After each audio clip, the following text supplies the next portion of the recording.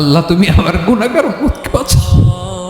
এই দুনিয়ার বুকে রব্বুল আলামিন সব নবীকে একটা করে দাওয়া মুস্তাজাবা দিয়েছেন, মানে যে দোয়া করলে কবুল হয়ে যায় সাথে সাথেই। দুনিয়ার সব নবীরা ওই দোয়াটা দুনিয়ায় করে ফেলেছে।